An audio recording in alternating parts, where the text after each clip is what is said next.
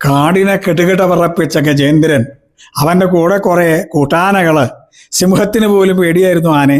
ഒരിക്കലൊരു കയത്തിൽ ചെന്നിറങ്ങി ആ കയത്തിൽ വെച്ചൊരു മുതല പിടിച്ചു.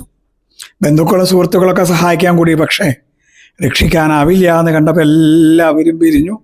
നമ്മുടെ കഥ തന്നെയാണിത്. അവസാനം മുങ്ങിത്താണ് മരിക്കാൻ പോകുമ്പോൾ തുമ്പിക്കൈ കൊണ്ട് തുഴഞ്ഞപ്പോൾ ഒരു താമരപ്പൂ കിട്ടി. അത് പിടിച്ച് നാരായണ എന്നങ്ങോട്ട് വിളിച്ചപ്പോൾ ഭഗവാൻ പറന്നെത്തി ഗജേന്ദ്രനെ രക്ഷിച്ചു. ഇത് പറഞ്ഞപ്പോൾ ഒരു ഭക്തനല്ലാത്ത ഒരാൾ ചോദിച്ചു, അത്ര അടുത്താണോ ഈ വൈകുണ്ഠം? നാരായണ എന്ന് വിളിച്ചാൽ ഗജേന്ദ്രൻ്റെ അടുത്തേക്ക് ഓടിയെത്താൻ. ഭഗവാൻ അയാളുടെ മനസ്സിലിരുന്ന് മറുപടി പറഞ്ഞു കൊടുത്തു. പ്രഭാഷകന്റെ ഭാഷയിലൂടെ മറുപടി. അതെ, ഭക്തനാണ് വിളിക്കണതെങ്കിൽ വെളിപ്പാടകലെയാണ് നാരായണൻ. കളിയാക്കാനാണ് വിളിക്കണതെങ്കിൽ യുഗയുഗാന്തരങ്ങൾക്കപ്പുറത്താണ് നാരായണൻ.